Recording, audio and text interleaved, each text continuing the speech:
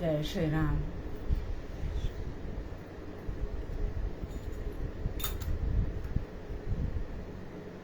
श्रीमन्महा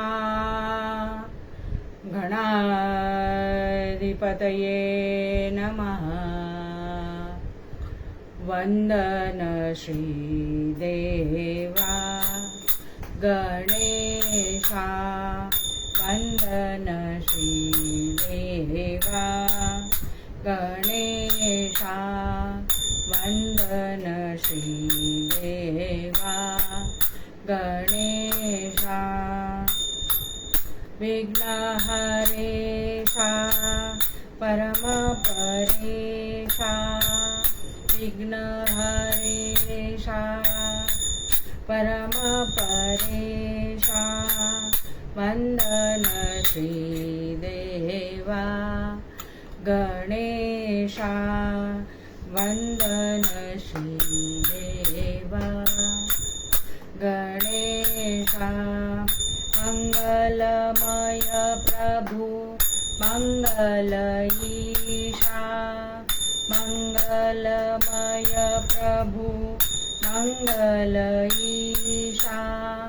अकार चरणा विश्वंभरणा. अकार चरणा विश्वंभरणा. उकार लंबो दरदीकरणा.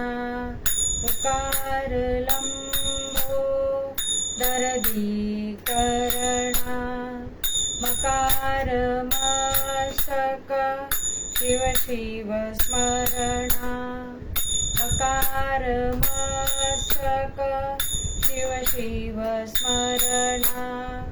जय जय प्रणवेशा ईशा. जय जय प्रणवेशा ईशा. वंदन श्रीदेवा गणेशा. वंदन श्रीदेवा. वंदन श्रीदेवा. वंदन श्रीदेवा गणेशा. ये सद्गुरु राया कीर्तनी. ये सद्गुरु राया. ये सद्गुरु राया कीर्तनी. ये सद्गुरु राया. दीन दीन परी मनास वाटे. दीन दीन परी मनास वाटे. इच्छा तव गुण गाया कीर्तनी. इच्छा तव गुण गाया कीर्तनी. ये सद्गुरु राया. ये सद्गुरु राया कीर्तनी. ये सद्गुरु राया. मती मंद मी काहीच नेणे. मती मंद मी काहीच नेणे. सांख्य अथवा न्याया कीर्तनी. सांख्य अथवा न्याया कीर्तनी. ये सद्गुरु राया. ये सद्गुरु राया कीर्तनी. ये सद्गुरु राया. जनार्दन सद्गुरु ते विनवी. जनार्दन सद्गुरु ते विनवी. गुरु ते हो विनवी. गुरु ते हो विनवी. सद्गुरुनाथ महाराज की जय. जनार्दन सद्गुरु ते विनवी. निरंजनी चाराया कीर्तनी निरंजनी चाराया कीर्तनी ये सद्गुरु राया ये सद्गुरु राया कीर्तनी ये सद्गुरु राया ये सद्गुरु राया ये सद्गुरु राया बाळकृष्ण चरणी लक्ष लागो रे बाळकृष्ण चरणी लक्ष लागो रे बाळकृष्ण चरणी लक्ष लागो रे कीर्तन रंगी रंगात देह पाहो रे कीर्तन रंगी रंगात देह पाहो रे बाळकृष्ण चरणी लक्ष लागो रे बाळकृष्ण चरणी लक्ष लागो रे स्वरूपी मन हे लाविता सौख्य आम्हा हो स्वरूपी मन लाविता सौख्य आम्हा हो काम क्रोधादिक जाती निजधाम रे काम क्रोधादिक जाती निजधाम रे बाळकृष्ण चरणी लक्ष लागो रे बाळकृष्ण चरणी लक्ष लागो रे सारा सारवधविता सद्गुरु राया हो सारा सारवधविता सद्गुरु राया हो मंगलधाम जीवन नरहरि पायो रे मंगलधाम जीवन नरहरि पायो रे बाळकृष्ण चरणी लक्ष लागो रे बाळकृष्ण चरणी लक्ष लागो रे सद्रूपचिन्मय नारायण रूप ध्याऊ हो सद्रूपचिन्मय नारायण रूप ध्याऊ हो सद्रूपचिन्मय नारायण रूप ध्याऊ हो तन्मय होऊनी बलवंत प्रेमे गाऊ हो तन्मय होऊनी बलवंत प्रेमे गाऊ हो सद्रूपचिन्मय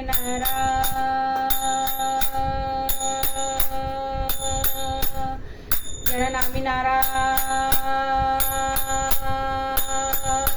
नारायण चिन्मय नारायण हो चिन्मय नारायण चिन्मय नारायण हो चिन्मय नारायण चिन्मय नारायण हो चिन्मय नारायण चिन्मय नारायण हो चिन्मय नारायण चिन्मय नारायण चिन्मय नारायण चिन्मय नारायण हो चिन्मय नारायण चिन्मय नारायण रूपमणी ध्याऊ हो बाळकृष्ण चरणी लक्ष लागो रे बाळकृष्ण चरणी लक्ष लागो रे चरणी लक्ष लागो चरणी लक्ष लागो चरणी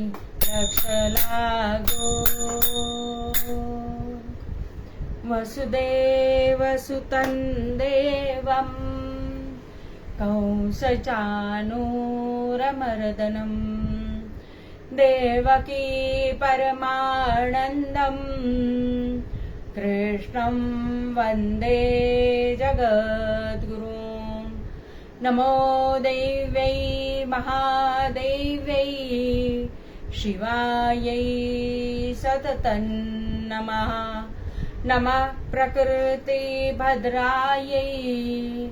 नियता प्रणता स्मतां निजानंद रूपी जरी घे समाधी जनाची निवारी पर्याधी व्याधी शिव ब्रह्म विष्णू स्वरूपात्मकाला नमस्कार सद्गुरु बाळकृष्ण प्रभूला छेत्तारं संशयकुलं वेत्तारं ज्ञानसाधनं भीत्तारं हृदयं ग्रन्थिं नारदं प्रणमाम्यहम् श्रूयतां देवदेवेश नारायण जगत्पते त्वदीयनावधानेन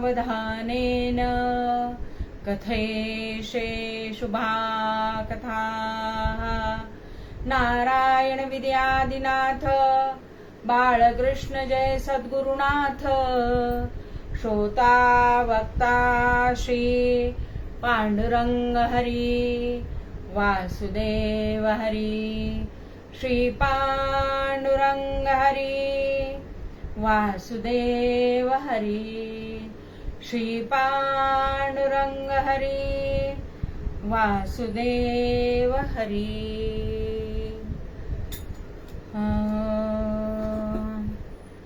नि सा ग म प नि सा सा नि ध प म ग म ग रे सा नि सा ग म प म ग म म ग रे सा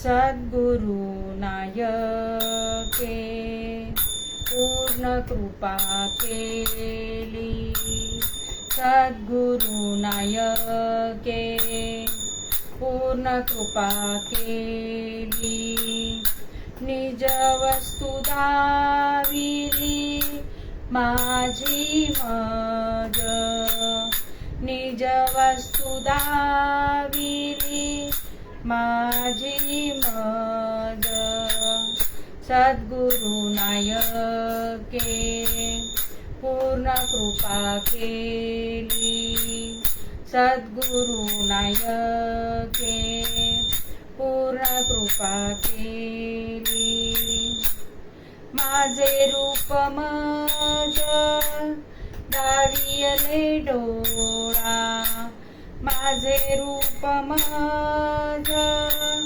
दावियले डोळा दिदली प्रेम कला ध्यान मुद्रा दिदली प्रेम कला ध्यान मुद्रा सद्गुरु नायके पूर्ण कृपा केली दया उतराई होऊ पवण्या गुणे दया उतराई होऊ पवण्या गुणे जन्मा नाही येणे ऐसे केले जन्मा नाही येणे ऐसे केले सद्गुरु नायके पूर्ण कृपा केली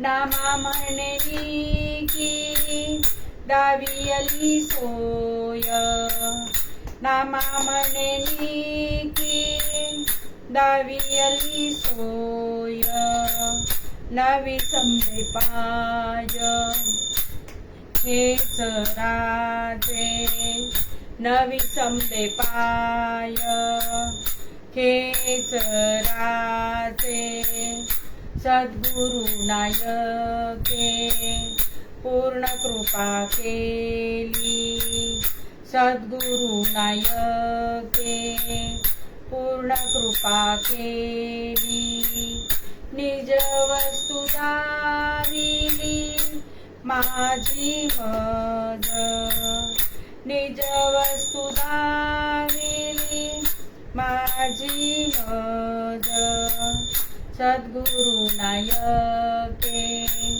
पूर्ण कृपा केली सद्गुरु नायके सद्गुरु नायके सद्गुरु नायके पूर्ण कृपा केली गोपाल कृष्ण भगवान की जय आर्य सनातन वैदिक हिंदू धर्म की जय भारत माता की जय गो माता की जय देवर्षि नारद महाराज की जय गंगा माता की जय परमहंस सद्गुरु श्री बाळकृष्ण महाराज की जय मंगल मूर्ती मोरया आनंदी वाचा उदयोस्तु आजूबाई की जय सद्गुरु लक्ष्मीकांत महाराज की जय परम पूज्य श्री सोनू महाराज की जय जय जय रघुवीर समर्थ अवधूत चिंतन श्री गुरुदेव दत्त।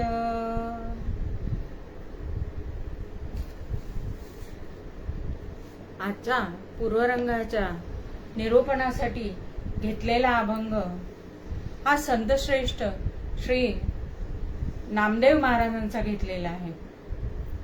नामदेव महाराज की ज्यांनी महाराष्ट्रातून आपली कीर्तन परंपरेची पताका पंजाबापर्यंत नेली।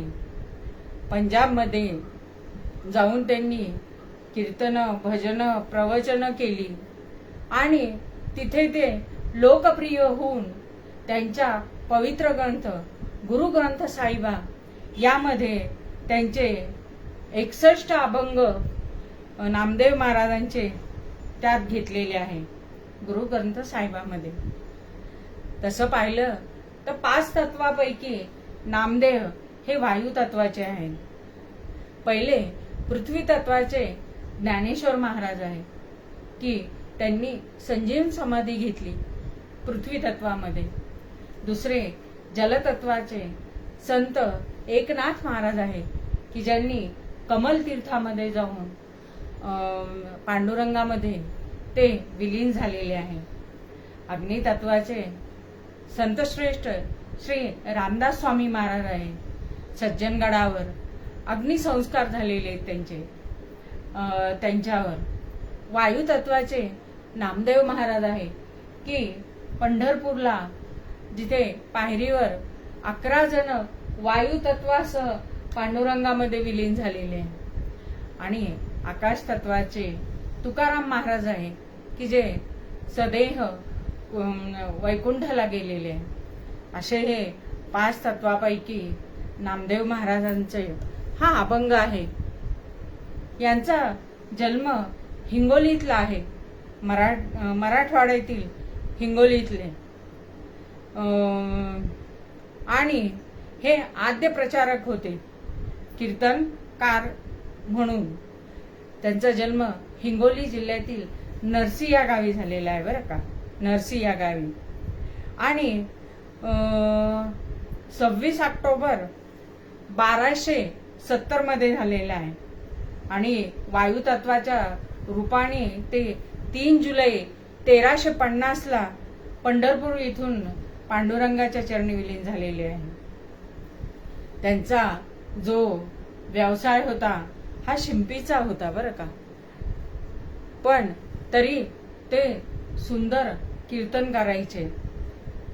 जशी कृपा नामदेव महाराजांवर झाली म्हणूनच ते आपल्या अभंगामध्ये सांगतात की सद्गुरु नायके पूर्ण कृपा केली निज वस्तू दाविली माझी मज माझे रूप मज दावियले डोळा दिधली प्रेम कला ध्यान मुद्रा तया उतराई होऊ कवण्या गुणे जन्मा नाही येणे ऐसे केले नामा म्हणे निकी दावियली सोय न विसंबे पाय खेचराचे. निकी म्हणजे चांगले किंवा शुद्ध, बरं का.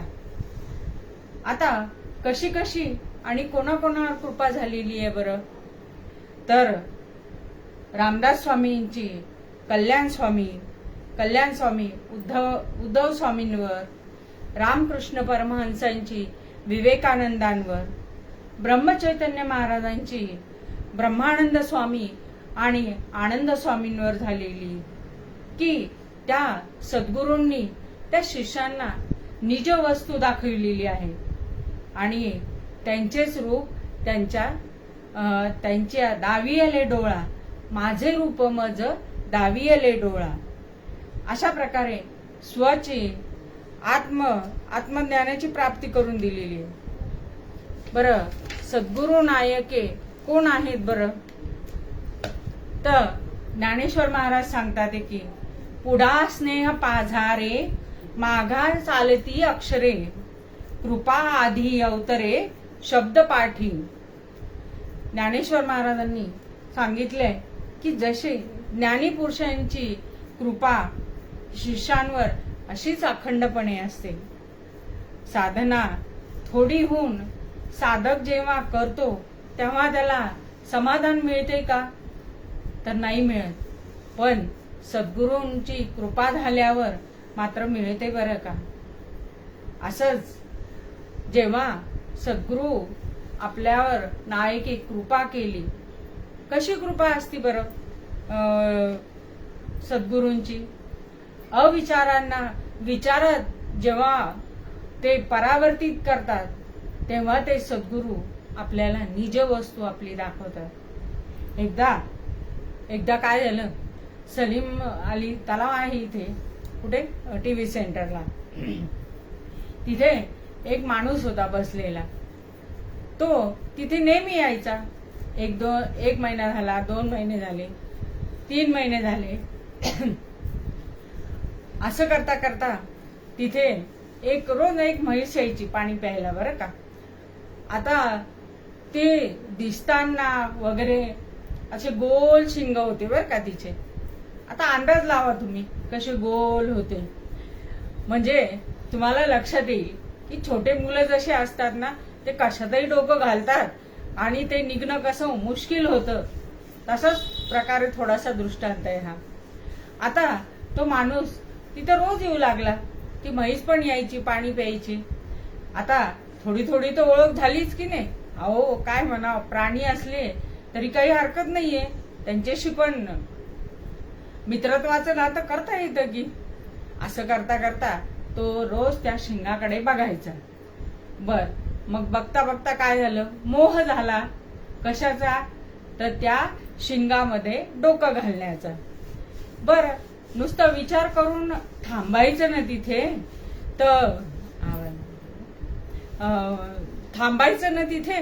तर नाही, कृतीत उतरायचंय आपल्याला.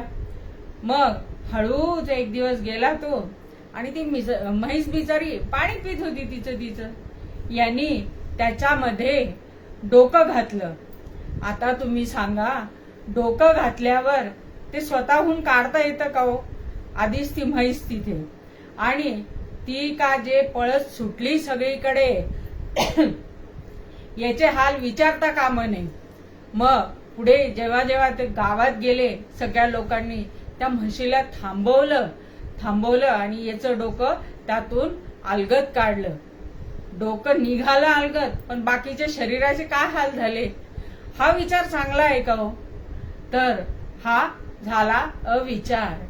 पण याला जर विचारात जर परावर्तित करायचं असलं तर ते कोण करून देतात बरं? तर ते सद्गुरू करून देतात. म्हणून सद्गुरू नायके पूर्ण कृपा केली. पूर्ण कृपा केव्हा होती? जेव्हा आपल्याला गुरूंनी सांगितलेलं आपण जेव्हा ऐकतो, त्यांना त्याचा आनंद होतो. सद्गुरू तर पूर्णच कृपा करत असतात, पण आपल्याला ती लक्षात येत नाही. म्हणून आपल्याजवळ जे आहे, पिंडी ते ब्रह्मांडी, रामदास स्वामी म्हणतात की अरे तू जरी असला तर तुझ्यातच पिंडामध्ये आहे, तेच ब्रह्मांडामध्ये आहे.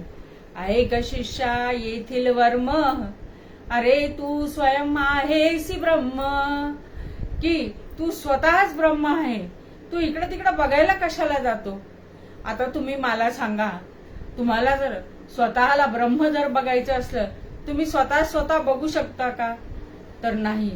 मग त्याच्यासाठी आपल्याला सद्गुरूंची कृपा आवश्यकच आहे की नाही?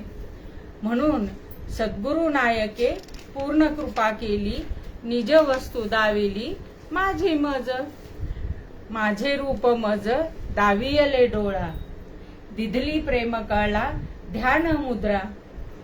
आता माझे रूप मज जेव्हा आपण आरशामध्ये बघतो की नाही, आरशामध्ये कशासाठी बघतो?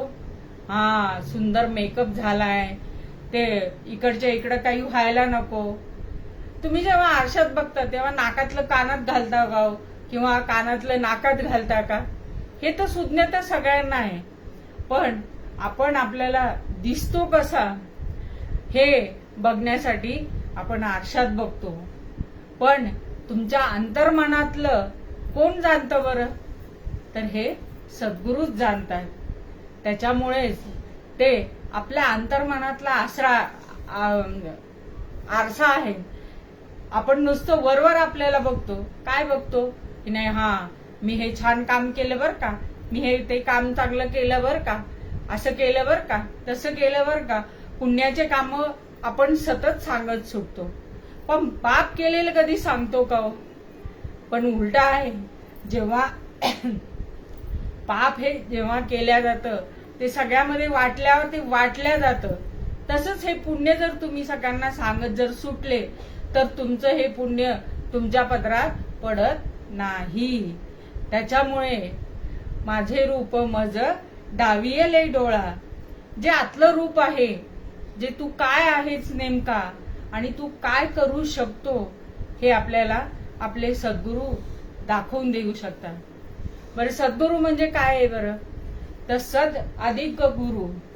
सत म्हणजे सत्याचा आणि गुरु म्हणजे गुह्याती, ज्या की आपल्याला त्याचे अर्थ माहिती नसतात, म्हणून गुह्याती. तर जे अर्थ आपल्याला सद्गुरू आपले सांगतात, गुह्यातीत अर्थ, ते आपले सद्गुरू. मग ते काय सांगतात किंवा काय देतात बरं आपल्याला?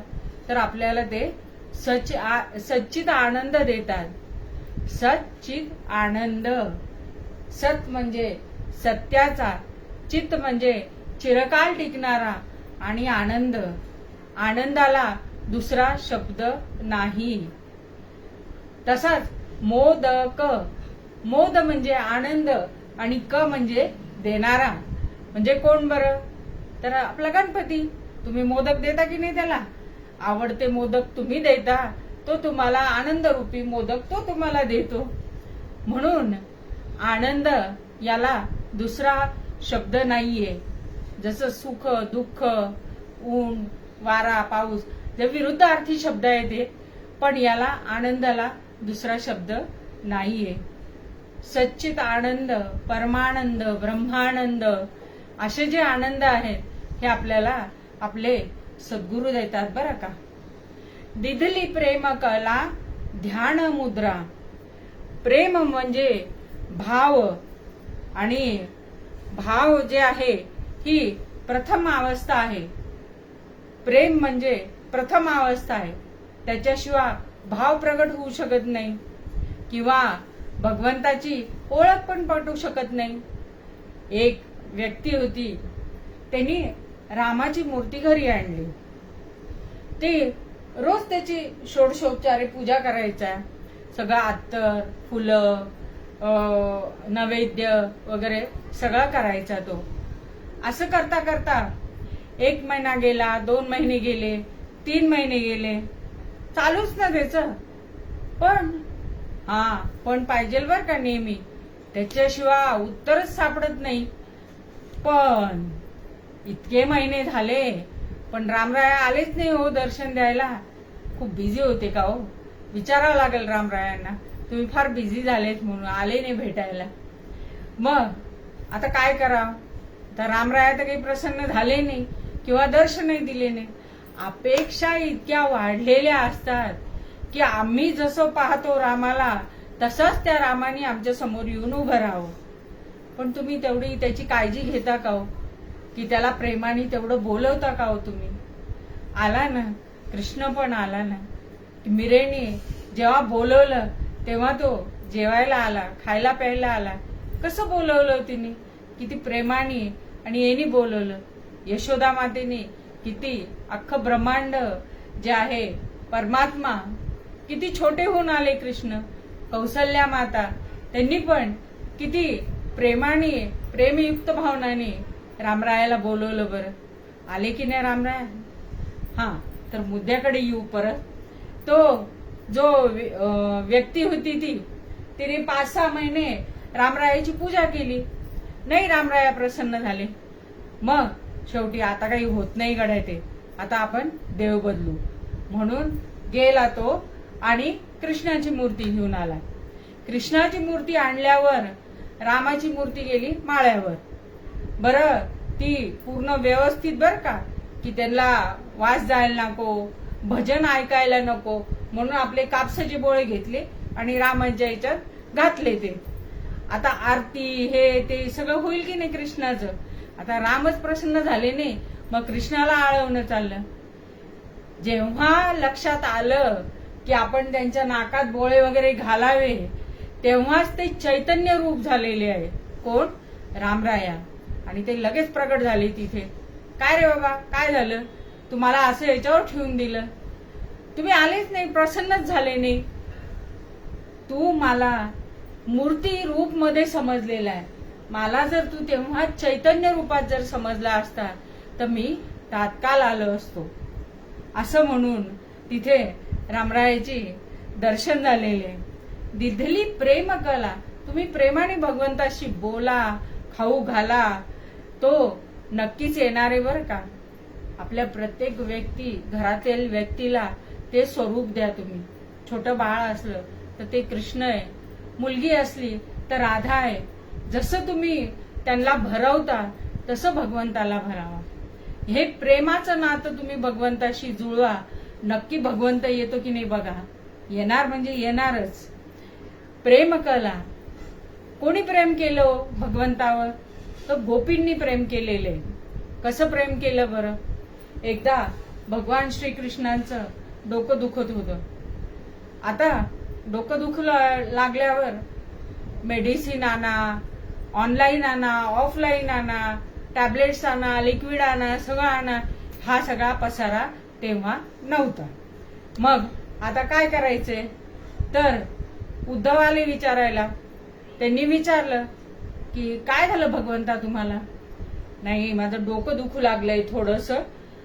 मग त्याच्यावर उपाय बघ म्हणे. आता तू ते सगळीकडे बघून आले, त्यांना काहीही सापडले नाही. वापस आले भगवंताकडे.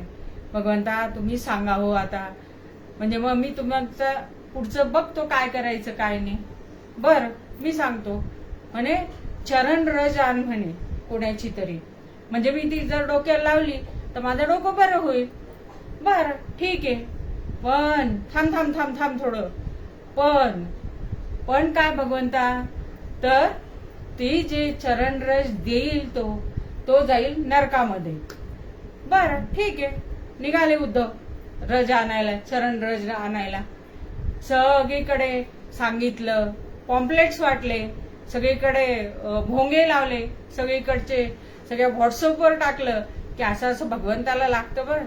एकाचाही रिप्लाय नाही, त्याच्यामध्ये मेसेज नाही, काही नाही आलं कोणाचं. शेवटी रुक्मिणी मातेला सांगितलं. रुक्मिणी माता म्हणे मी सुद्धा नरकात जायला तयार नाही. आता काय करावं बरं? भगवंताचं डोकं तर थांबलं पाहिजे. परत गेले उद्धव त्यांच्याकडे तिकडे. आता कुणीच देत नाही हो भगवंता, काय करायचं? असं कर तू, कुठे जाय? गोकुळात जा म्हणे, तिथे तुला नक्की भेटेल म्हणे. गोकुळात गेले उद्धव. पाय तिथे ठेवला रे ठेवल्या की त्या गोपिका ज्या होत्या त्या सगळ्या धावत पळत आल्या बरं का.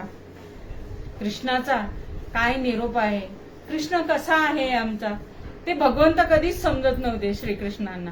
तो माझा श्रीकृष्ण आहे, माझा कान्हा आहे, असं सगळे समजत होते. तर काय झालं म्हणे, तर त्यांनी सगळं सांगितलं इतिवृत्तांत.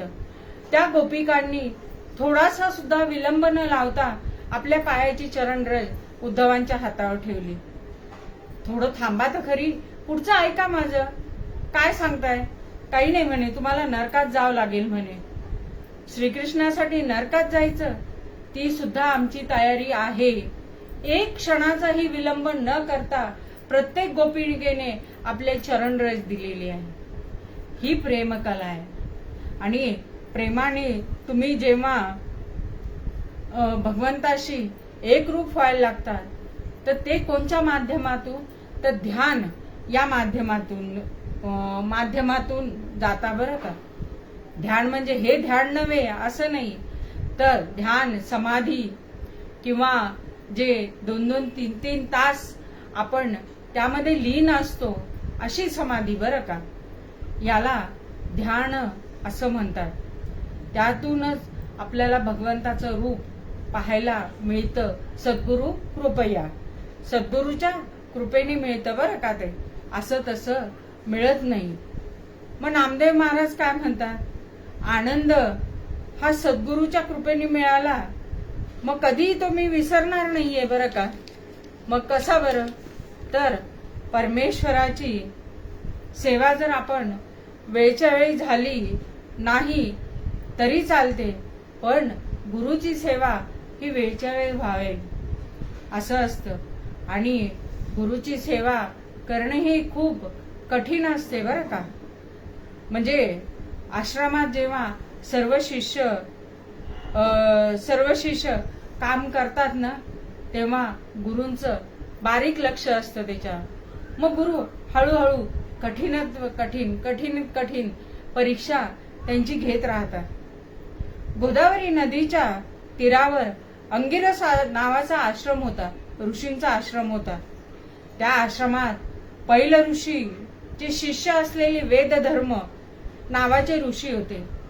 त्यात संदीपक, आलं ना लक्षात, गुरुचरित्रातला अध्याय बर का. हा संदीपक हा शिष्य वेदधर्म ऋषींचा होता. त्यांनी सगळ्यांना शिष्यांना बोलवलं आणि बोलवून सांगितलं की माझ्याबरोबर कोण यायला तयार आहे बरं, कुठे जायचं गुरु.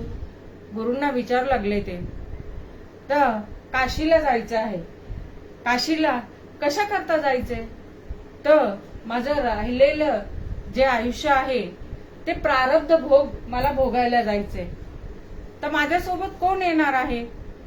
सगळे शिष्य मागे फिरले बरं का, कारण की तिथे काहीच मिळणार नव्हतं.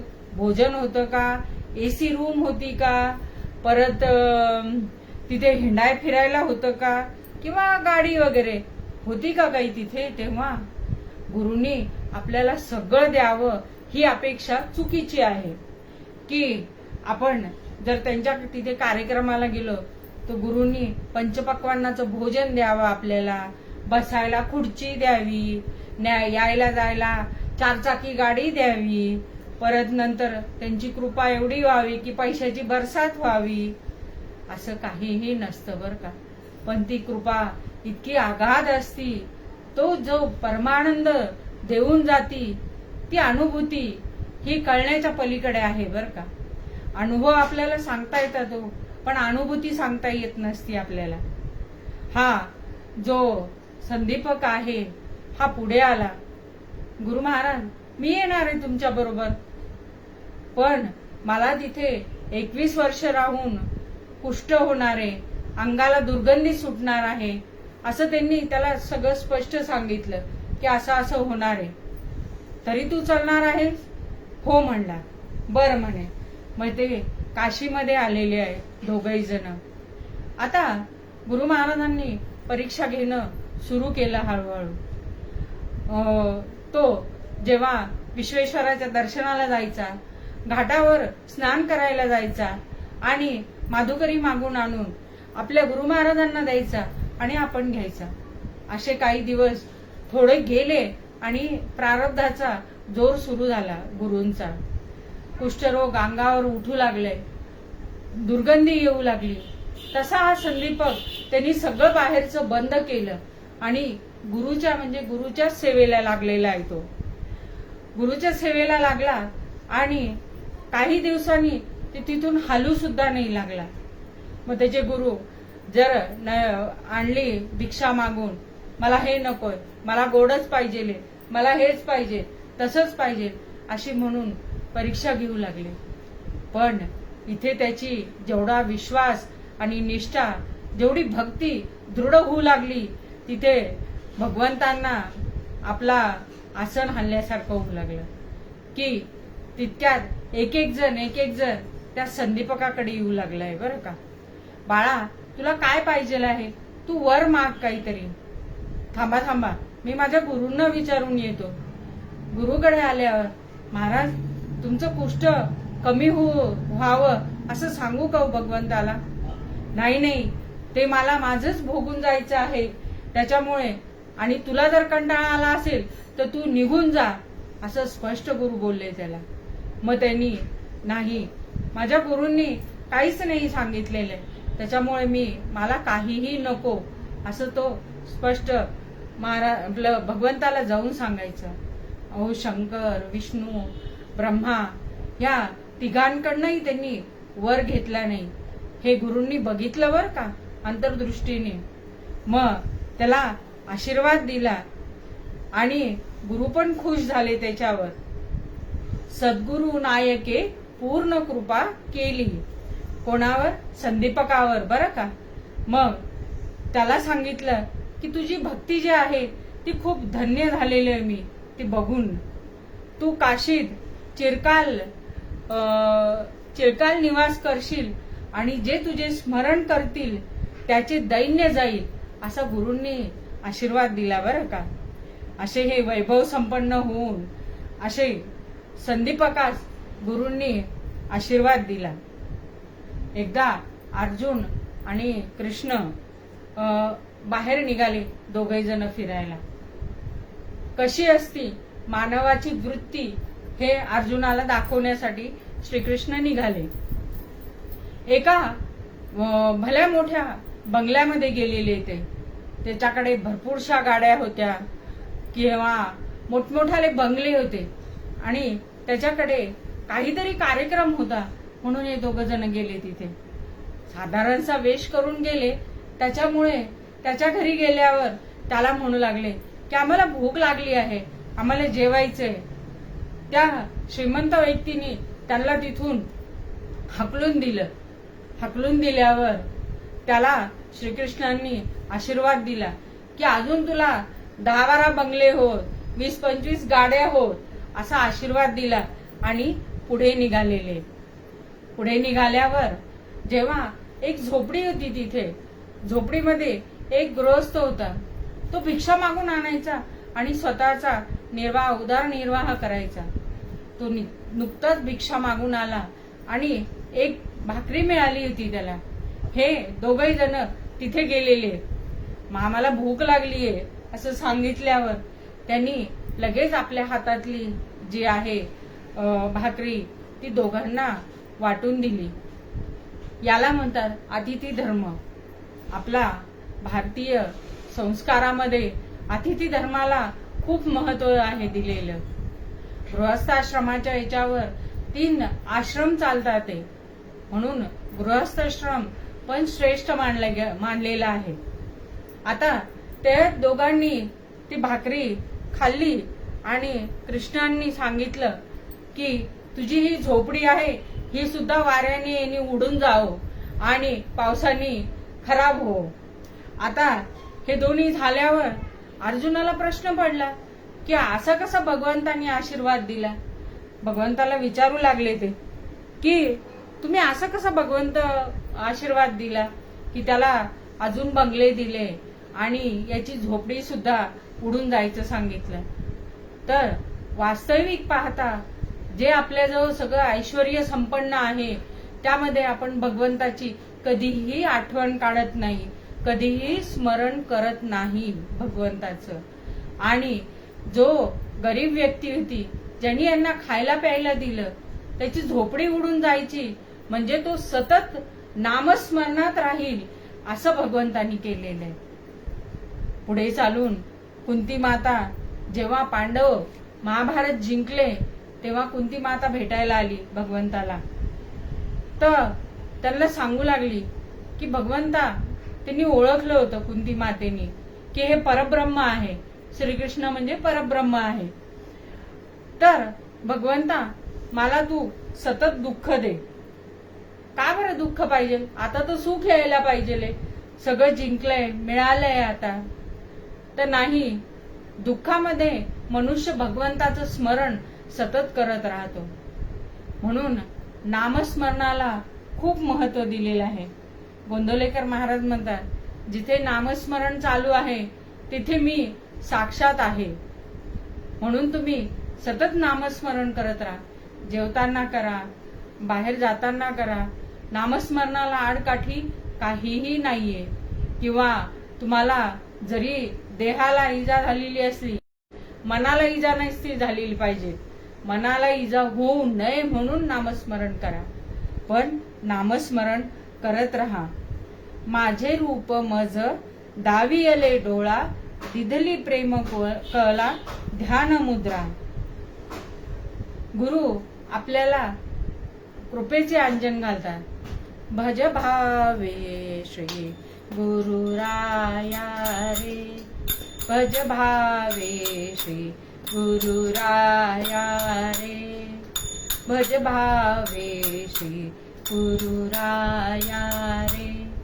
कृपांजन घालुनी नयनी, कृपांजन घालुनी नयनी, वारी भयानक माया रे, वारी भयानक माया रे. असे सद्गुरू काय करतात बरं? जी आपल्यावर माया असती, माया पटल असतं, ते बाजूला सद्गुरू करतात बरं का. म्हणूनच सद्गुरू कशा आहेत तो, आणि ते काय करतात बरं? तर आपणासारखे करीती तात्काल. तुकाराम महाराज काय म्हणतात ते की आपणासारीखे करीती तात्काल, आपणासारीखे करीती तात्काल, नाही काळ वेळ तया लागी, नाही काळ वेळ तया लागी. आपणासारीखे करीती तात्काल, आपणासारीखे करीती तात्काल. असे सद्गुरुनाथ महाराज आपल्याला नेहमी काय करतात बरं? तर ते नेहमी आपल्यावर कृपा करत असतात. तया उतराई होऊ कोण्या गुणे, जन्मा नाही येणे ऐसे केले. अहो, एक जन्मच मिळालेला आहे, 84 लक्ष योनी फिरून आलेले आहे आपण. तर हा मनुष्य देह जो मिळालेला आहे याचं आत्मकल्याण कसं करायचं हे सद्गुरूंना माहिती हो. म्हणून सद्गुरू जी उपासना देतात आपल्याला, ती उपासना जर केली तर ह्या जो नरदेहाचं आहे याचं सार्थक होणार आहे किंवा साध्य होणार आहे. एका जन्मामध्ये एक विंचू चावला तर किती दुःख होतं. तर एवढ्या यातना जायच्या वेळेस होतात. 10,000 विंचू जेव्हा चावतात, विंचू चावतात, तेव्हा यातना तेव्हा होतात आपल्याला. साधा एक विंचू चावून कोणाला बघितला, ज्याला चावला आहे त्याला विचारा. मला चावलेला नाहीये बरं का, त्याच्यामुळे मला माहिती नाहीये. 10,000 विंचवाचं जे दुःख आहे ते दुःख आपल्याला जायच्या वेळेस होतं बरं का. म्हणून भगवंत सद्गुरू कृपा ही तर पाहिजेलच आहे आपल्याला, पण ती कशी होईल? जन्मा नाही येणे ऐसे केलेले. कोणी भगवंतांनी जन्माला परत यायचं नाही असं नेहमी सद्गुरू बघतात आपले. पण आपण त्यांचं सांगण्याचं जे आहे हे टाळाटाळ करतो. काय आज नाही केलं उद्या करू. अहो उद्या कधी उजडतो का? जे करायचं आहे ते आता करत नाही, आत्ताचा वेळ जातो, तर उद्याचा वेळ येईल की नाही ते आपल्याला सांगता येतं का? की म्हणून राम राम वद दिने दिने, जे नाम आहे, नामस्मरण आहे, ते प्रतिश्वासम म्हणजे प्रतिश्वासाला घ्या तुम्ही. पुढच्या क्षणाचा तुमचा भरोसा नाहीये. म्हणून सद्गुरू आपल्याला नाम घ्या असं सांगतात. म्हणून नामा म्हणे निकी दावी अली सोय, न विसंबे पाय खेचराचे. निकी म्हणजे चांगली जी सोय आहे हे कोणी दाखवलेली आहे? तर भगवंतांनी दाखवली आहे, सद्गुरूंनी दाखवलेली आहे आपल्या. आणि न विसंबे पाय खेचराचे. मी विसंबे, खेचर म्हणजे ही एक मुद्रा आहे, त्याच्यावर कधीही मी विसंबलेलं नाहीये असं नामदेव महाराज सांगतात. म्हणून जेव्हा तुमच्यावर कृपा होती तर तुम्हाला हळूहळू सगळं साध्य व्हायला लागतं, पण त्याचा गर्व सुद्धा येऊ द्यायचा नाही आणि अहंकार सुद्धा येऊ द्यायचा नाही.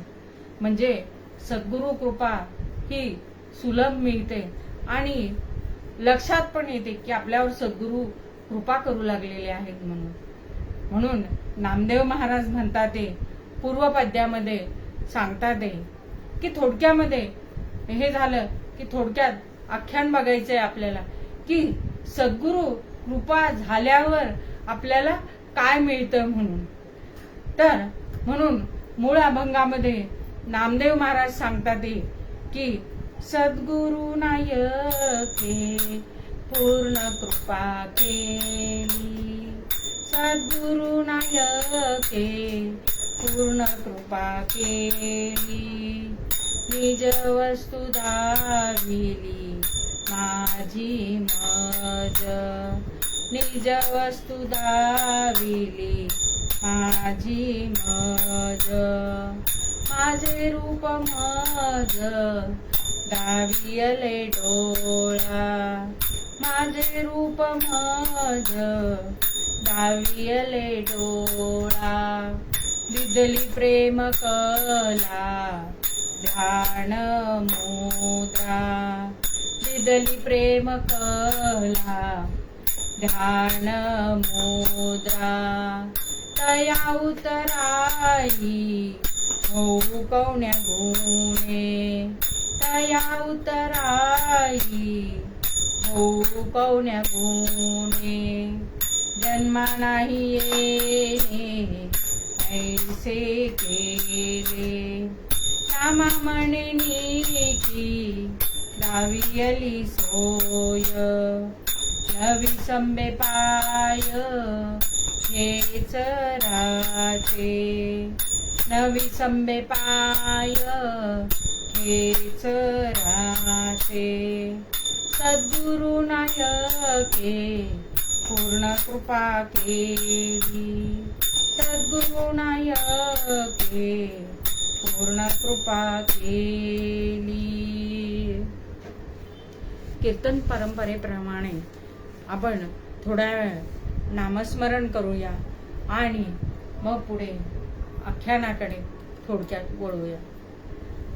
श्रीराम जय राम जय जय राम, श्रीराम जय राम जय जय राम, श्रीराम जय राम जय जय राम, श्रीराम जय राम जय जय राम, श्रीराम जय राम जय जय राम, श्रीराम जय राम जय जय राम, श्रीराम जय राम जय जय राम, श्रीराम जय राम जय जय राम, श्रीराम जय राम जय जय राम, श्रीराम जय राम जय जय राम, श्रीराम जय राम जय जय राम, श्रीराम जय राम जय जय राम। राजाधिराज रामचंद्र भगवान की जय, पवन सुत हनुमान की जय। जय जय रघुवीर समर्थ। आज अक्षय तृतीयेच्या दिवशी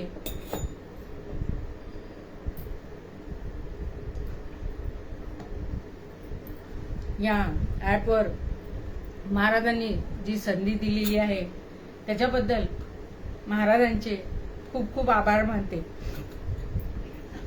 आज अक्षय तृतीया आहे, जे अक्षय मिळवायचं आहे ते आज जर केलं आपण तर ते आपल्याला निश्चित मिळतं। त्यामध्ये नुसतं सोनंच नाहीये बरं का, तर जप यज्ञ दान हे जर सर्व तुम्ही केलं तर ते तुमच्याकडे अक्षय वृत्तीने राहतं। पितृतर्पण जर केलं तर पितरांना आनंद मिळतो की हा आपल्याला पाणी देतो आहे वगैरे म्हणून। आजच्या मुहूर्ताला, आजचं जे मुहूर्त आहे हे खरेदी करण्यासाठी, त्याच्यासाठी मुहूर्त बघण्याची गरज नाही, असं हे अक्षय आहे। अक्षय तिथी जी आहे ती आपल्याकडे चिरकाल असते। यामध्ये त्रेतायुगाचा जो प्रारंभ झालेला आहे तो आजच्या तिथीपासून म्हणजे अक्षय तृतीयेपासून सुरू झाला असं मानलं जातं। त्याशिवाय परशुराम जयंती पण आहे। भगवंताचा 6वा अवतार, विष्णूचा 6वा अवतार म्हणजे परशुराम आहे, तो आजच्या दिवशी झालेला आहे। महाभारताची रचना ही सुद्धा आजच्या दिवशी सुरुवात झालेली आहे। असं म्हणून दान जप तप असं हे सर्व करावं।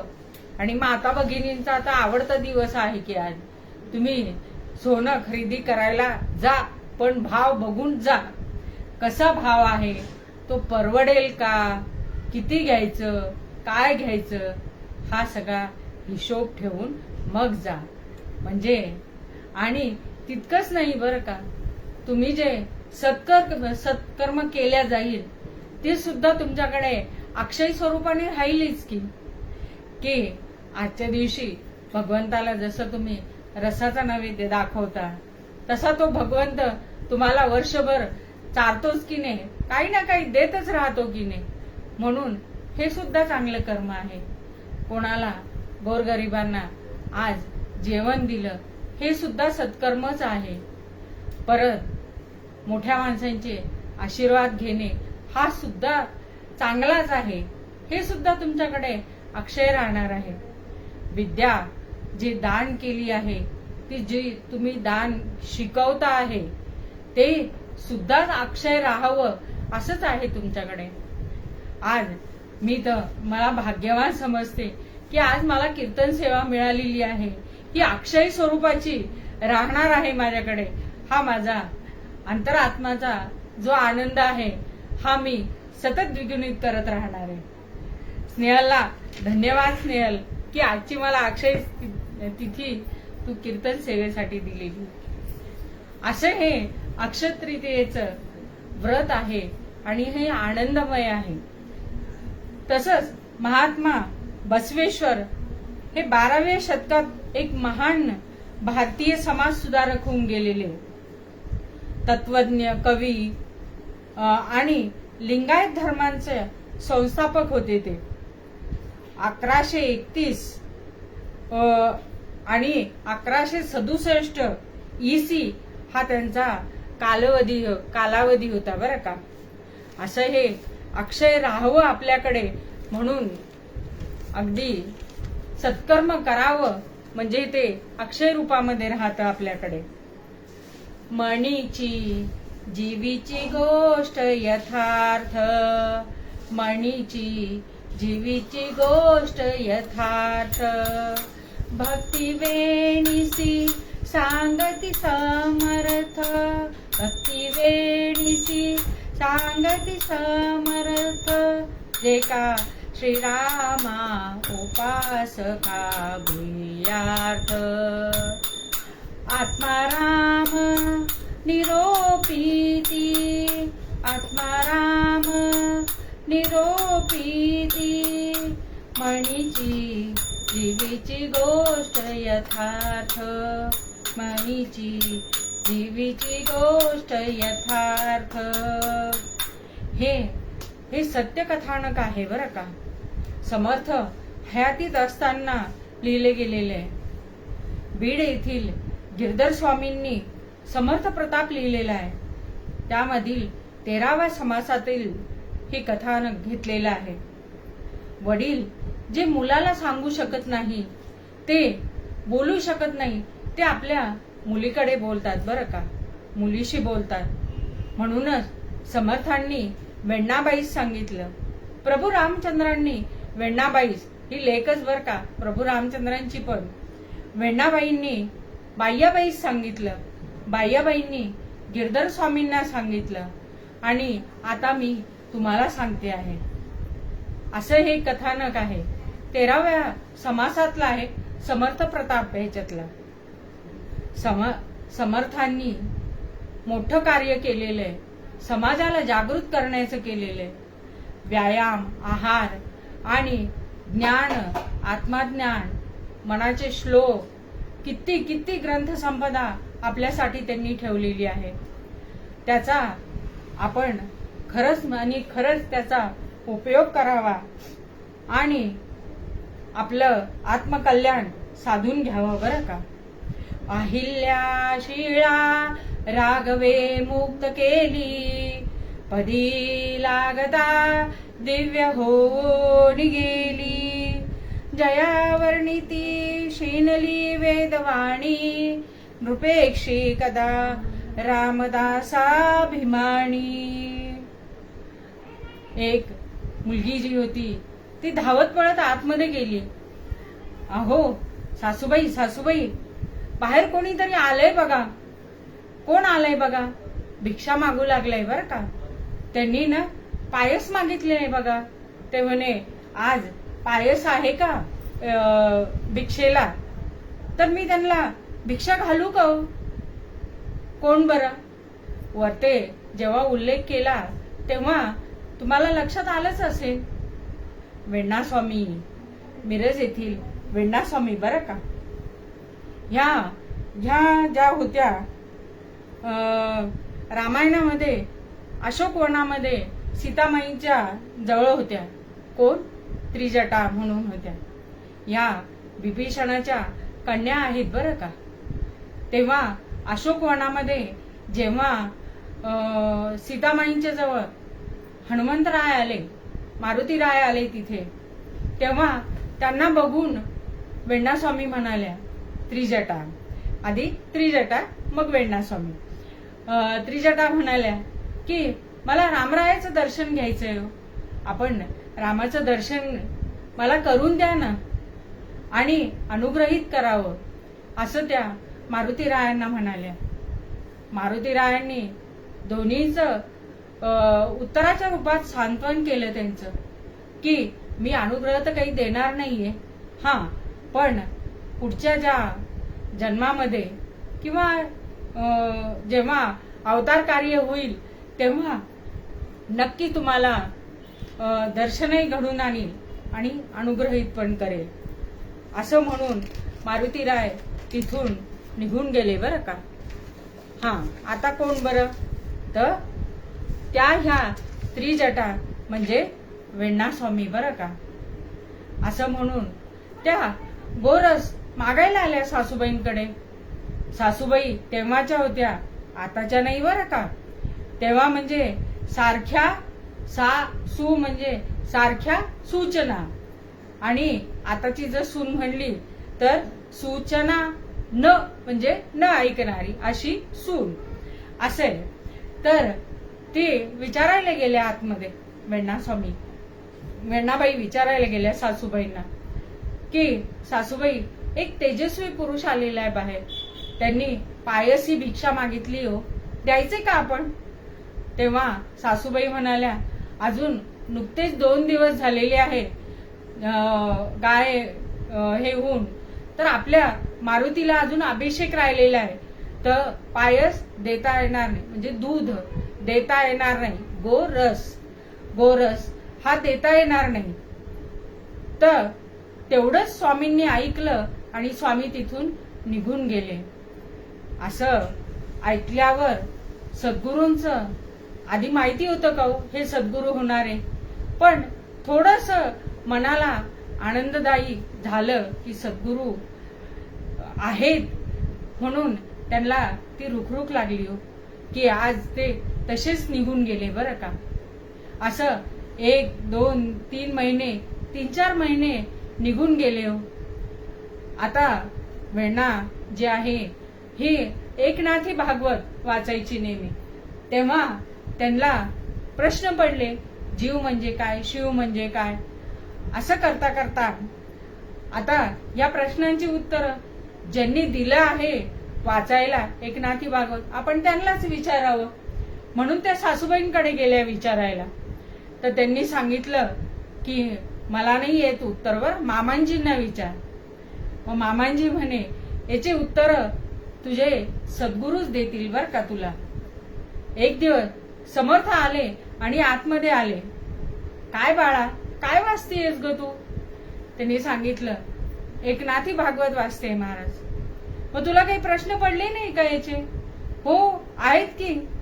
सगळी लिस्ट जी आहे 25 प्रश्नांची वेणाबाईंनी विचारले समर्थांना. त्याची सगळ्यांची उत्तरं अगदी शांततेने समर्थांनी दिली आणि ती उत्तरं मिळाल्यावर हेच आपले सद्गुरू असे हे लागले. पण समर्थ उत्तर देऊन तिथून निघून गेले.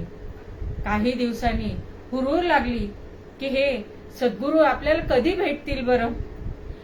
असं करता करता कोल्हापूरमध्ये अंबाबाईच्या मंदिरामध्ये तिथे आख्यानं सुरू झाले, कीर्तन सुरू झाले. तिथे वेण्णास्वामी येऊ लागल्या आणि वेण्णास्वामी येऊन तिथे स्वामींना प्रश्न विचारू लागल्या. त्यांना घरी बोलवलं, अनुग्रहित झाल्या वेण्णास्वामी. हा भाग जवळजवळ सगळ्यांना माहिती, थोडाच फास्ट जाते पुढे मी.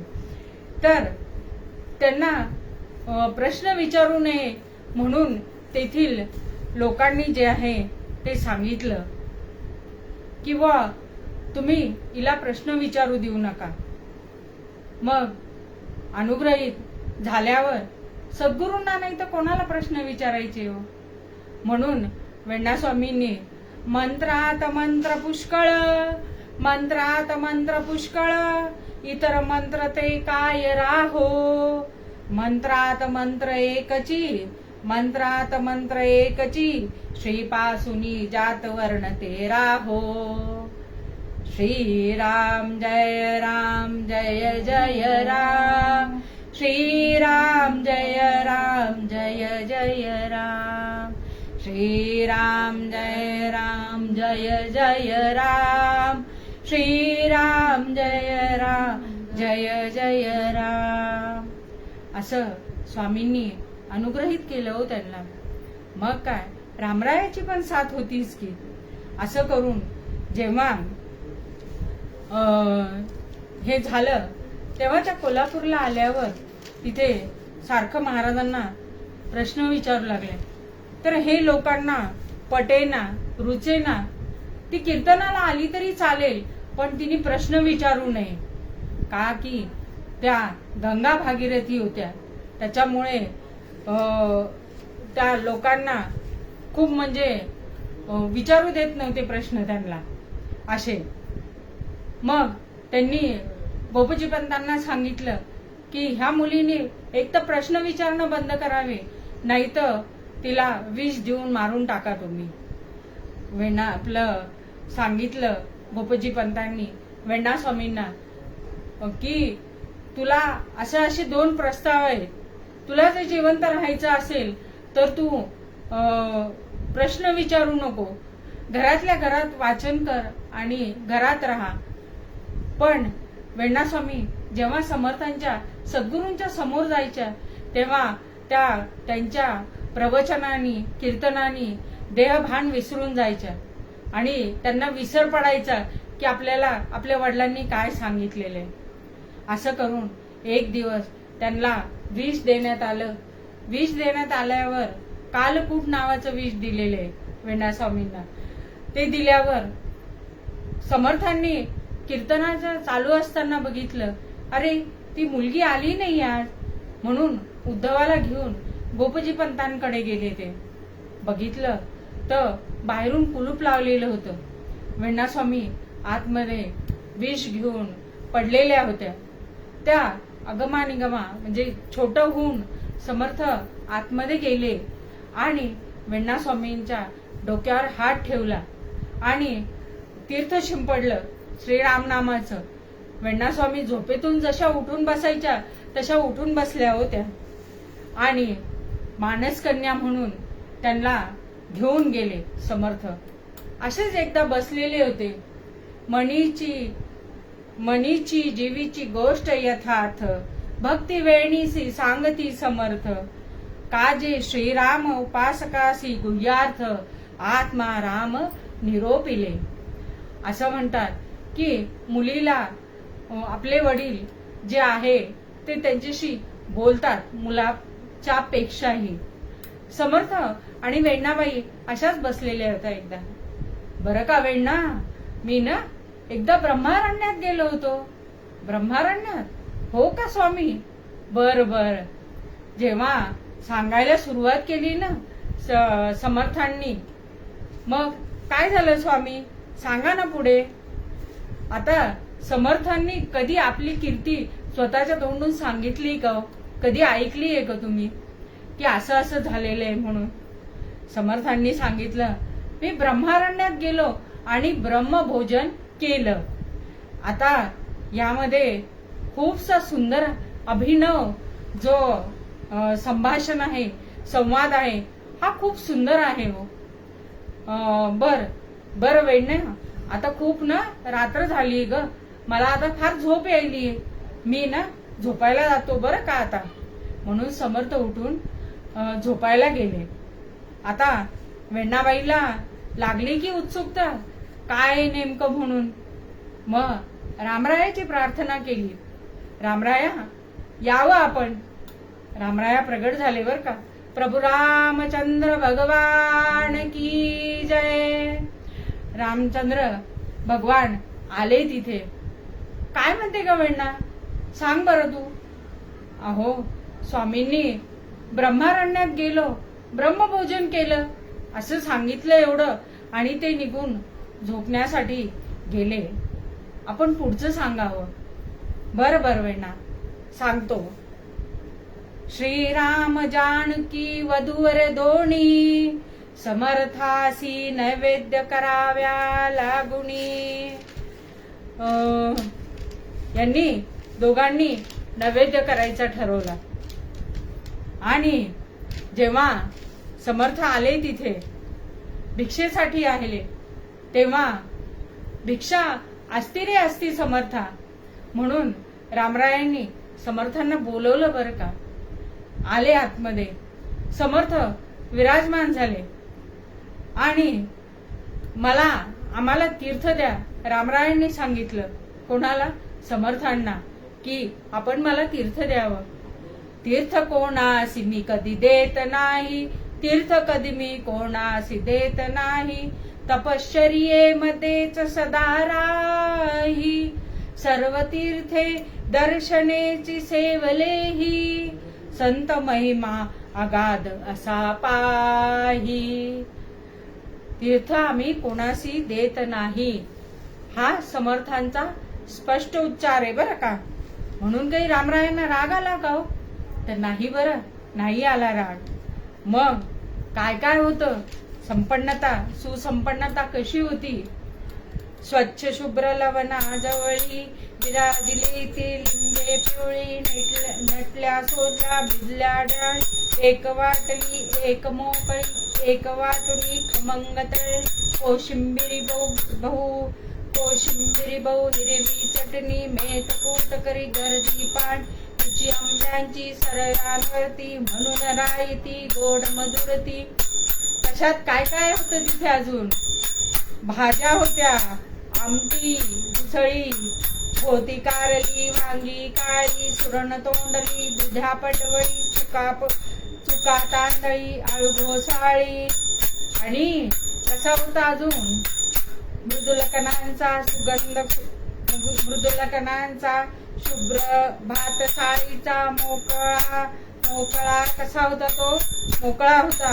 आणि मृदुलकणांचा सुगंध घम पसरे त्याचा. हंगवाणाने भरली द्रोणे, नाजूक पोळ्या, पुऱ्या गुरोळ, करंजा, खाजा, नून ताजा, बुंदी, मोतीचूर, चाचणी. जिलेबी कशी होती? केशरी होती आणि ती वरी भारी होती. कशा? फेण्या, हलवे, पेढे, बर्फी, अजून आमरस. आता चालू झालाय की नाही आमरस, शिकरण आणि दही वडे. ही काय होती? रामशाही होती. तेव्हा लोकशाही नव्हती हो, म्हणूनच तर हे सगळं होतं. असं पूर्ण त्या याच्यात वाढलेलं होतं बरं का. संकल्प सोडण्यात आला. एको विष्णू रूपे संकल्प सम्यक, अभिश्रवणी बैस्ती जानकी नायक, अपोषण मग समर्थ देख, जानकी बोले समर्थ कोठील कोण. कोठील कोण. जेव्हा अभिश्रवणी हा जे बसलेले आहेत दोघही जण, तेव्हा समर्थ बसले जेवायला. काय थाट होता होतो? चंदनाचा पाट, चांदीचं ताट, त्याच्यामध्ये चांदीचं ताट नाही बरं का, सोन्याचं ताट, त्याच्यामध्ये सोन्याच्या वाट्या अनेक होत्या. असं हे सगळं भरून ताट वाढलेलं आहे बरं का. पण जानकी मातेला काही शांत बसवलं गेलं नाही. त्यांना माहिती नव्हतं हे कोण आहे म्हणून. रामरायांनी विचारलं समर्थांना की यांच्या प्रश्नांना उत्तर देऊ का मी? तेव्हा मौनेच त्यांनी उत्तर द्या म्हणून सांगितलं.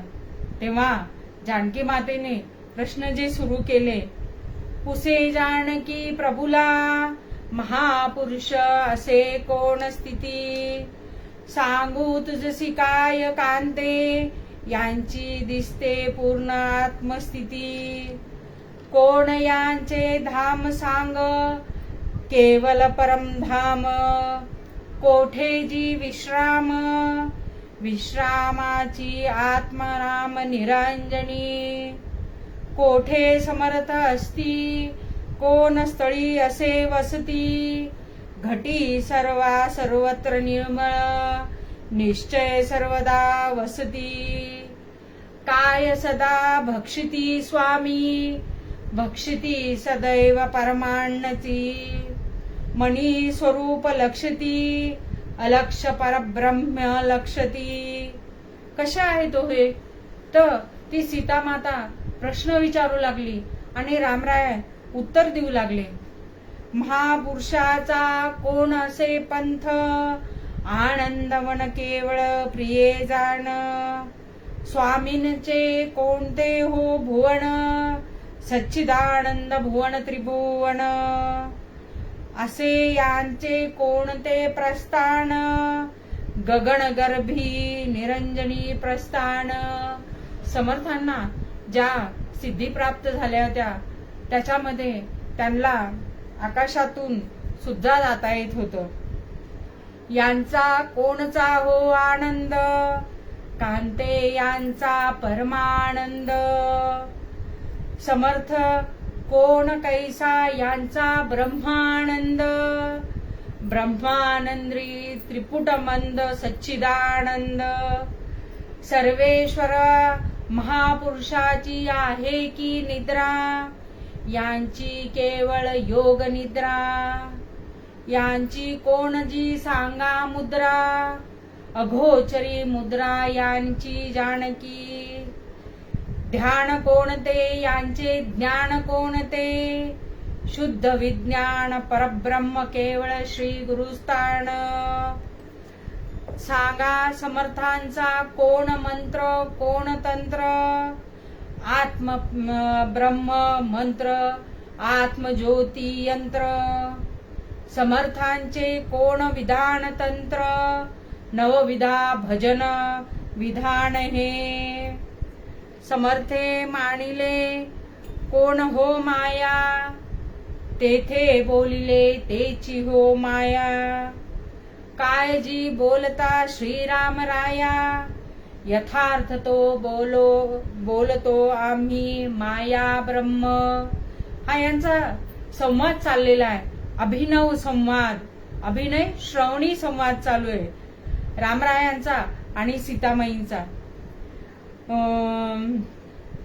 कोठे यांचे नित्य दर्शन, सज्जन गरी माझारी ह्यांचे दर्शन. यांचा कोणता हो आश्रम, कांते धगधगीत ब्रह्मचर्याश्रम. मी पुसते समर्थ काही आश्रम अंगीकारिला का नाही. हनुमान अवतार हा सत्य पाही, म्हणून ब्रह्मचर्य आश्रम. समर्थांचा खरा आश्रम आहे, धगधगता ब्रह्मचर्य आश्रम आहे, ब्रह्मचर्याश्रम आहे. देवा तुम्ही गृहस्थाश्रम अंगीकारिला, का तेही तरीच समर्थांशी नैवेद्य केला. सीतामाई विचारती, रामराया तुम्ही तर गृहस्थाश्रमी आहे आणि समर्थ ब्रह्मचारी आहे, असं का बरं? तेव्हा रामराया म्हणतात, आपण गृहस्थाश्रमी आहोत म्हणूनच आपण त्यांना नैवेद्य करू शकलो बरं का. आणि म्हणूनच गृहस्थाश्रमावर 3 आश्रम अवलंबित आहेत. स्वामी ऐसेची अखंड नैवेद्य पाहिजे घडले, कांते सर्वे सर्वत्र घडतील ब्रह्मांड दरी. ऐसे जानकी देवीने जे जे पुसिले, ते श्रीरामे सांगितले. तव समर्थांचे भोजन झाले, अभिश्रवण केले जगदीश्वरे. त्रयोदश वर्णी त्रयोदश गुणी, जानकी कांते तांबूल दिधला तक्षणी. कोणचा मंत्र आणि कोणचा त्रिगुण जो वर्णी दिलेला आहे, कोणी दिलेला आहे तांबूल? तो पण जानकी कांतेने, श्रीरामांनी दिलेला आहे. कोणचा दिला हो? तर त्रयोदशी वर्णी श्रीराम जय राम जय जय राम, श्रीराम जय राम जय जय राम. उदक पात्रे जेथील तेथे विसर्जित करुणी, समर्थे तारक पाणी वेगे निघाले. उदक पात्रे जेथील तेथे विसर्जित केलेले. आधी मी तुम्हाला जेव्हा सांगितलं की काय काय होतं बरं, कशात वाढलं होतं समर्थांना, सोन्याच्या ताटामध्ये त्याच्यात सोन्याच्या वाट्या, खाली चांदीचा पाट, मागे चंदनाचा पाट, बसायला, असं सगळं महाराजांचं हे होतं. मग आता इथे काय सांगितले, उदक पात्रे जिथले तिथे विसर्जित केलेले. कोणी? तर उच्चिष्ट पात्रे काढिले, लक्षानुलक्ष ते पात्र निघाले, जानकी कांते इतरत्र टाकिले. आता मला सांगा, रामरायांनी सोन्याची ताट सगळे तिथले तिथे टाकून दिले, म्हणजे विसर्जित केलेले त्यांनी. आता जर ही बातमी थोडीशी जरी लीक झाली तर किती सगळे एकावर एक अंगावर पडायला येतील हो. काय घ्यायला? सोन्याची ताट घ्यायला. पण रामरायांनी सगळ्यांना दिलेलं आहे बर का, आहे हे सोन्याचं ताट सगळ्यांना दिलेले. कोणत्या रूपाने दिलेले? तर संतांच्या रूपाने दिलेले. संतांना जेव्हा तुम्ही शरण जाताना, जेव्हा ते आपल्याला कृपा आशीर्वाद देतात, तेच सोन्याचं ताट आहे. आणि त्याच्यामध्ये जे दिलेलं आहे, भरून ताट दिलेलं जे आहे, ते आपल्याला आनंद दिलेला आहे हो त्याच्यामध्ये. आपण तो जर बघितला तर तो ह्या जानकी कांतेने जेव्हा समर्थांना भोजन दिलेले तसंच संत आपल्याला देतात बरं का. हे कधीही लक्षात घ्यावे. म्हणून जे पात्र जे जानकी कांतेने टाकलेले आहे ते संत रूपामध्ये खाली आलेले आहे आणि संत रूपाने आलेले म्हणून 3 गोष्टी ज्या आहे ह्या दुर्मिळ आहेत. मनुष्य जन्म, संत ओळखणे आणि संत समागम. मनुष्य देह 84 लक्ष योनी फिरून मिळतो. तो मिळाला की त्याचं सार्थक करा, आत्मकल्याण करा. संत जिथं असतील त्यांना जाऊन नमस्कार करा, वंदन स्वरूप करा. ही भक्ती आहे. वंदन भक्तीमधले 9विधा भक्तीमधले वंदन आहे की नाही, तर त्यांना जाऊन वंदन करा आणि सत्संग घडावा म्हणून भगवंताला नेहमी प्रार्थना करा, सद्गुरूंना प्रार्थना करा.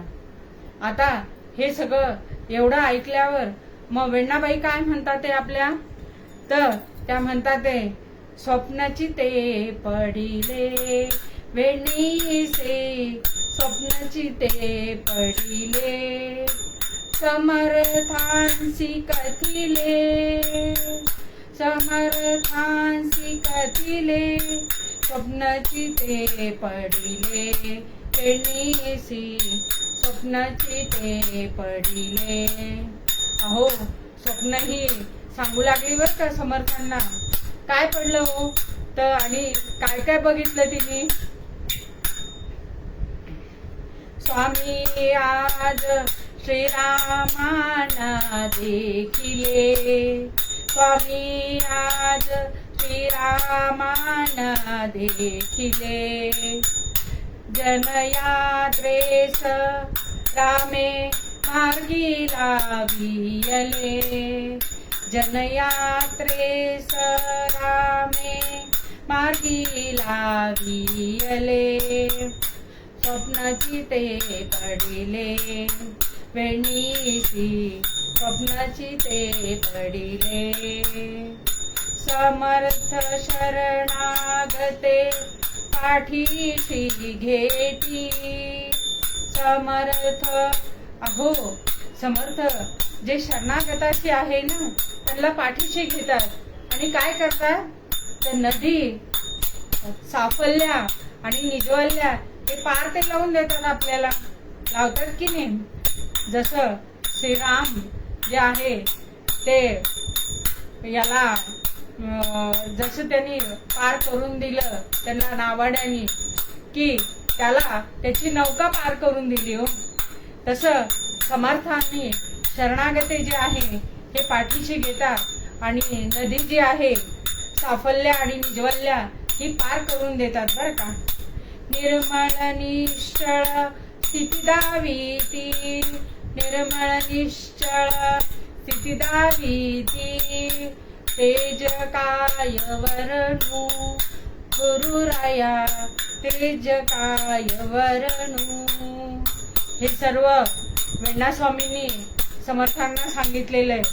स्वप्नाची ते पडिले वेणीसी, स्वप्नाची ते पडिले, स्वप्नाची ते पडिले वेणीसी, स्वप्नाची ते पडिले. समर्थ सांगतात ते समर्थ म्हणती वेणी, समर्थ म्हणती वेणी, माझी उपासना हीच रामाची, निरांजना पावे शरणागत, असे उपासना हीच कामाची. जय जय रघुवीर समर्थ. समर्थांनी वेण्णा स्वामींना सांगितलं की हीच माझी रामाची उपासना आहे. निरांजने पावे शरणागत, असे उपासना हीच कामाची. तुम्ही जर नामस्मरण करत राहिले, अहो समर्थांनी जाता जाता निर्वाणाच्या वेळेस रामरायांना काय सांगितलेले हो, 13 कोटी जप जो करेल त्याला तुम्ही दर्शन द्यावे. स्वतःसाठी काही मागितलं का हो त्यांनी, तर नाही बरं. संत यांनी स्वतःसाठी कधीच काही मागितलेलं नाही, हे सगळ्यांसाठी मागितलेलं आहे. पसायदान ज्ञानेश्वर माऊलींनी सुद्धा कोणासाठी मागितलेलं आहे, तर सर्वांसाठी मागितलेलं आहे. असे हे संत हे निर्मळ मनाचे असतात आणि ते जगासाठी कल्याण करण्यासाठी आपली विभूती देऊन जातात बरं का. म्हणून नामदेव महाराज म्हणतात की तुम्हाला जर अशी अनुभूती यायची असेल वेण्णास्वामींसारखी बरं का, त्यांनी सद्गुरूंचं ऐकलं, जी उपासना होती ही सद्गुरूंची केली त्यांनी, म्हणून त्यांना अधिकार प्राप्त झालेला आहे. त्या मानसकन्या होत्या म्हणून नव्हे, तर त्यांनी अधिकार प्राप्त केला म्हणून त्यांना मिरज येथील मठाधिपती केलेले. वेण्णास्वामी ह्या आद्य कीर्तनकार आहेत. त्यांनी त्यांचे बरेचसे लेखन, अभंग आणि बरेचशी लेखन संपदा सुद्धा आहे. अशा या वेण्णास्वामींचा आता 16 तारखेला उत्सव झाला. खूप सुंदर अनुभव आलेला आहे. कौस्तुभ महाराजांनी सगळ्या अगदी जेवढ्या आलेल्या होत्या तिथे कीर्तनकार, त्यांना रामाई म्हणून संबोधलेलं आहे बरं का. एवढा महाराजांनी दिलेला आशीर्वाद होता. कीर्तन जेवढ्या माझ्या सखी आलेल्या होत्या कीर्तनकार, त्यांना हा आशीर्वाद मिळालेला आहे. म्हणून उत्सवाला वेण्णास्वामींच्या यावं, त्या भरभरून आशीर्वाद देतात आपल्याला. वास्तविक पाहता माझं बोलणं इथं तोकडं आहे, पण त्या आशीर्वाद देणाऱ्या त्या आहेत आणि माझे सद्गुरू हे माझ्याकडनं करून घेणारे आहेत. म्हणून नामदेव महाराज म्हणतात की सद्गुरु नायके पूर्ण कृपा केली, सद्गुरु नायके पूर्ण कृपा केली, निज वस्तु दाविली माझी मज, निज वस्तु दाविली माझी मज, नामा म्हणेनी की दावियली सोय, नवी संबे पाय खेचराचे, नवी संबे पाय खेचराचे, सद्गुरु नायके पूर्ण कृपा केली, सद्गुरु नायके पूर्ण कृपा केली. राधा कृष्ण कृष्ण राधा, राधा कृष्ण कृष्ण राधा, राधा कृष्ण कृष्ण राधा, राधा कृष्ण कृष्ण राधा, राधा कृष्ण कृष्ण राधा, राधा कृष्ण कृष्ण राधा. हेच दान देगा देवा तुझा विसरण व्हावा, विसरण व्हावा तुझा विसरण व्हावा, गुण गाईन आवडी हेची माझी सर्व जोडी, न लगे मुक्ती आणि धन संपदा, संत संग देई सदा, तुका म्हणे गर्भवासी सुखे घालावे आम्हासी, सुखे घालावे आम्हासी, सुखे घालावे आम्हासी. सुख सहिता दुःख रहिता निर्मळे कांता, कल्मल धनागना स्वामी समर्था, करे ब्रह्मादिक अंत अनंता, तो तू अम्मा सुलभगे कृपावंता. जय देव जय देव जय सद्गुरुनाथा, सद्गुरुनाथा वाईता चिंता. माहे विन माहेर विश्रांती भाव, शब्द अर्थ लाभे बोलणी भाव, सद्गुरु प्रसादे सुलभेने पाव, रामी रामदासा पडला सद्भाव. जय देव जय देव जय करुणाकरा, आरती ओवाळू सद्गुरु माहेरा. जय देव जय देव. आजची ही जे सेवा झालेली आहे ही सद्गुरूंच्या चरणी अर्पण करते, हे वेण्णास्वामींच्या चरणी अर्पण करते. आणि जी आजची सेवा ही माझ्या गुरूंच्या चरणी अर्पण करते. जे चांगलं आहे हे त्यांचं आहे आणि ज्या काही चुका झालेल्या असतील त्या सर्व माझ्या आहेत, त्या आपण माझ्या मला वापस कराव्यात. आणि ज्या ऑनलाईन माझ्या सखी बघतायत त्यांचे सुद्धा मी आभार मानते. कौस्तुभ महाराजांचे सुद्धा आभार मानते की त्यांनी अशी संधी परत परत द्यावी आणि कीर्तन सेवा करून घ्यावी. सदा सर्वदा योग तुझा घडावा, तुझे कारणी देह माझा पडावा. उपेक्षू नको गुणवंता अनंता, रघुनायका मागणे हेची आता. ज्या ज्या ठिकाणी मन जाय माझे, त्या त्या ठिकाणी निज रूप तुझे. आम्ही ठेवितो मस्तक ज्या ठिकाणी, तेथे तुझे सद्गुरु पाय दोन्ही. उपासनेला दृढ चालवावे, भूदेव संतासी सदा लवावे. सत्कर्मयोगे वय घालवावे, सर्वामुखी मंगल बोलवावे. आनंदी वाचा उदयोस्तु आजूबाई की जय. सद्गुरु लक्ष्मीकांत महाराज की जय. परम पूज्य श्री सोनू महाराज की जय. अवधूत चिंतन श्री गुरुदेव दत्त. जय जय रघुवीर समर्थ. जय जय रघुवीर समर्थ. जय श्रीराम. जय श्रीराम.